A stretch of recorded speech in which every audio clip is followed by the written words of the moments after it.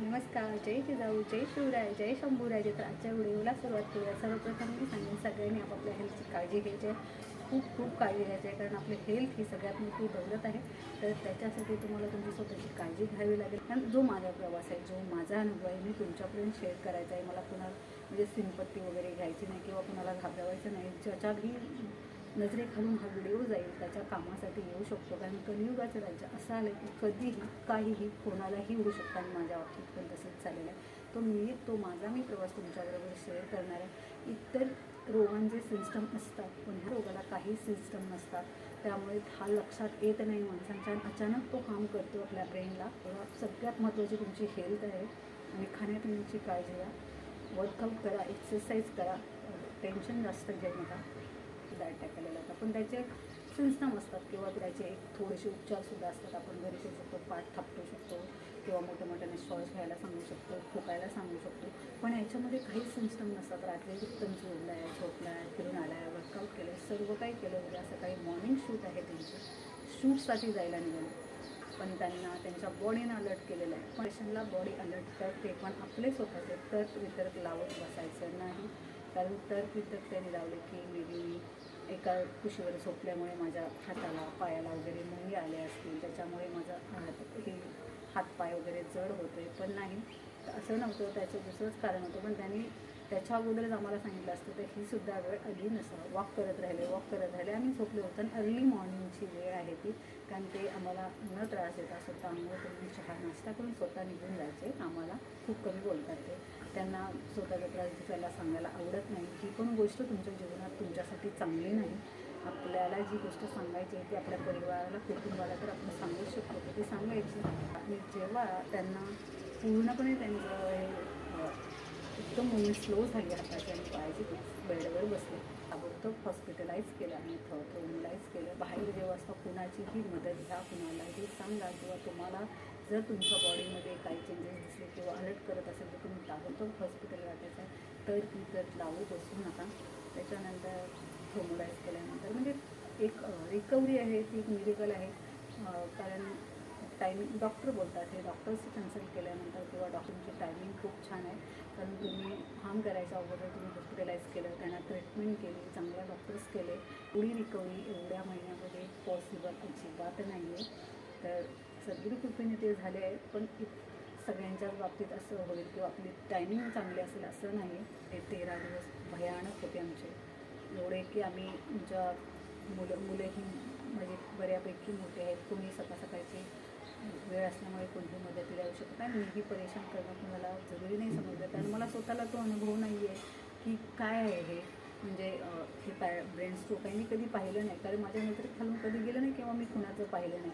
म्हणूनच हा माझा व्हिडिओ पोस्ट करण्याचा, तुमच्यापर्यंत पोचवण्याचा हाच माझा हेतू आहे. बाकी माझा काहीही हेतू नाही आहे. काय मी बोलले हे काय आहे हे मला कळत नाही. तर आपल्याला हॉस्पिटलला गेलं पाहिजे, डॉक्टरकडे गेलं पाहिजे. आणि ती माझी एक समजूतदारपणा माझ्या खूप कामाला आला आणि आम्ही हॉस्पिटलाइज झालो.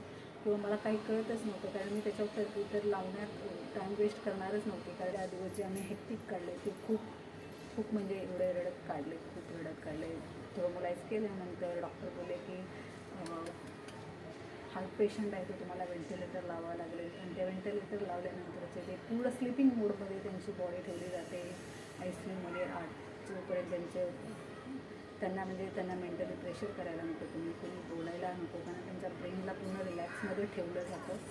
आणि त्यामुळे ते 10 दिवस 8 दिवस झोपूनच होते. त्यांना एवढ्या सगळ्या मशीन्स लावलेल्या. खूप भयानक असं ते आठवलं तरी आज डोळ्यात पाणी येतं. 10 दिवसानंतर व्हेंटिलेटर काढलं त्यांच्या खूप सगळ्या स्लिपिंग कमी करत आणत त्यांनी पहिला ते बोलले, खूप छान बोलले. त्यांच्या कामातल्या माणसांच्याबरोबर बोलले की आपण आपले वर्ड तयार करतो आणि ध्वनी जो असतो तो तयार करण्यासाठी त्यांना खूप वेळ लागतो. त्यामुळे त्याच्यानंतर आम्ही सगळ्या स्पीच थेरपी, फिजिओथेरपी खूप कष्ट केलं. खूप सगळ्या लोकांनी मला एवढी मदत केली, एवढी मानसिक आधार दिला आणि आर्थिकही न मागता मला मदत केली. त्यासाठी त्याचा आभार मानून ते कमीच असेल, कारण कठीण काळामध्ये तुम्हाला खूप कमी साथ देणारे असतात. आणि मी खूप वेळा बघितलं आहे. पण ते 13 दिवस इतके भयानक होते माझ्या आणि माझ्या मुलांच्यासाठी. माझी मुलं मोठीही नाही आहेत. माझा एक 12वीला आहे आणि एक ग्रॅज्युएशन पूर्ण कंप्लीट झाले आत्ताचं.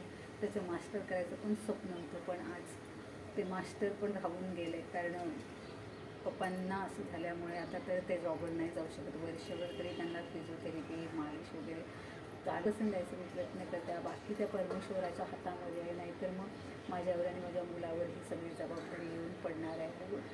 बघूया आता काय होते ते, परमेश्वराला चिंता असतेच ना.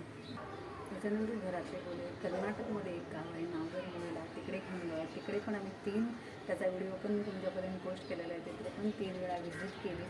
तिथून पण खूप सगळा फरक पडला, कारण तिकडे आयुर्वेदिक आहे. त्याचं जे इंजेक्शन्स आणि औषध आहेत ते खूप खूप स्ट्रॉंग आहेत. आणि तो व्हिडिओ पहा, मी व्हिडिओ अपलोड केलेला आहे, तो पहा.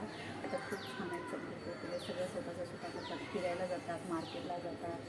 आपल्या मित्रांच्याबरोबर जे बोलण्याचे जे प्रॉब्लेम्स होते त्यांना आम्ही फिजिओथेरपी करायचो. आम्ही इतकं बोललो 1 महिना तरी आम्ही नुकतंच बोलत राहायचो. ते काहीच नाही बोलायचं. आम्ही म्हणजे त्यांना बोलायचं असायचं, पण ते वर्ड्स नाही बाहेर यायचे. ते त्याच्यामुळे खूप वाईट पण वाटायचं. आम्ही खूप रडायचो पण. आणि इतकी आम्ही मेहनत घेतली त्यांना बोलवण्यासाठी. सतत आम्ही तिन्ही माणसं, म्हणजे मी आणि माझी 2 मुलं सतत बोलत राहिले. आज त्यांच्यामध्ये इतकी रिकव्हरी आहे. पेपर चालू केले त्यांना, आम्ही शिकवत राहिलो, बोर्ड घेतला, त्याच्यावर खूप खूप खूप खूप महिन्यावरनंतर त्यांची पूर्ण ती जी धन्वंतरी आहे ती खूप छान म्हणजे झाली. आणि आता खाली दिमाग सैतांचं घर असतं ना, तर ते काम तर करायलाच पाहिजे. काम केल्यानंतर माणसाचं माइंड डिवाईड होतं आणि टेन्शन घेण्याने कुठल्याही गोष्टी पूर्वपदावर येत नसतात. तेवढंच टेन्शन घ्या, आणि टेन्शन तेवढंच घ्या की जितकं तुम्हाला पोचतं आहे. आणि त्याच्यावर सोल्युशन, जर तुम्हाला प्रॉब्लेम्स आले तर प्रॉब्लेम्सचे मार्गसुद्धा असतात. ते तुमच्या मेंदूला जास्त प्रेशराईज करू नका. तुम्ही जितकं कराल तर तितकं तुम्हाला ते तुमच्या बॉडीला, तुमच्या मनाला, तुमच्या हृदयाला आणि तुमच्या वागण्याला इफेक्ट करू शकतो. तर जास्त टेन्शन कोणत्याही गोष्टी घ्यायचं नाही. माझं तरी मत असं की कोणतीही गोष्ट टेन्शन घेण्याने पूर्वपदावर येत नाही, तर त्याच्यावर आपल्याला मार्ग काढले पाहिजे. कोणता दरवाजा हा शोधला पाहिजे आणि खूप रिलॅक्स होण्याचा विचार केला पाहिजे. जर तुम्ही डोक्यात तीच गोष्ट ठेवून जर तुम्ही विचार करत असाल, तुम्हाला मार्ग नाही सापडला तर. आणि जीवन आहे, तर जीवनामध्ये सुखदुःखाचा लपंडाव चालणारच. सुख येईल, दुःख येईल सगळ्यांच्या जीवनात. ह्या जगात सुखी असा कोणच नाही, कोणाला ना कोणाला सगळ्यांनाच दुःख आहे. आणि त्याला एवढाच होता माझा व्हिडिओ, आणि आता खूप छान आहेत. आणि मी तुम्ही व्हिडिओ बघितलाच असेल. आणि आज प्रेझेंट डेला तर खूप सगळी रिकव्हरी आहे. म्हणजे खूप छान आता स्वतः वर्कआउट छान चाललेलं आहे त्यांचं.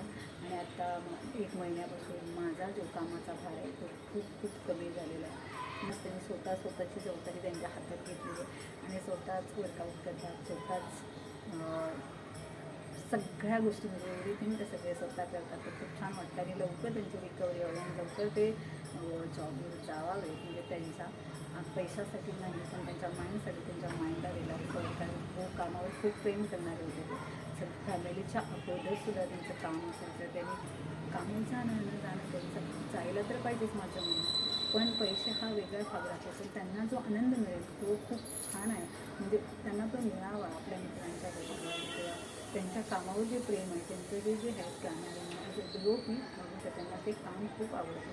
आजही ते खूप बोर होतात आणि कॅमेरे काढून बसलेले असतात. खूप बोर झाले ना की कॅमेरे काढतात आणि मग त्यांना चेक करत असतात. तेव्हा खूप मनाकडे कुठे ना कुठे एक बायको असल्यामुळे मनाकडे येणं माझ्या खूप असं वाईट वाटतं की काय परमेश्वरांनी. पण दुसऱ्या बाजूला असं वाटतं की माझ्या परमेश्वरांनी खूप चांगलं केलं की त्यांना एवढी रिकव्हरी दिली आणि लवकरच त्यांना त्यांच्या आवडीच्या कामात ते जॉईन करून घेतील आणि ते जाणारच. तर मी त्यांना बोलते, हे कॅमेरे बघा, तुम्ही तुमची जी आवड आहे ती बघा, पण लवकरच तुम्ही ते जाणार आहात. तर तुम्ही टेन्शन घ्यायची काय करायचं नाही. आता फक्त तुम्हाला कॉन्सन्ट्रेट तुमच्या जे आत्ता जे झालं आहे त्याच्यावर कॉन्सन्ट्रेट करायचं आहे. आणि तुम्हाला लवकरात लवकर रिकवर व्हायचं आहे. आणि स्वतःची पण त्यांची विल पॉवर खूप छान आहे.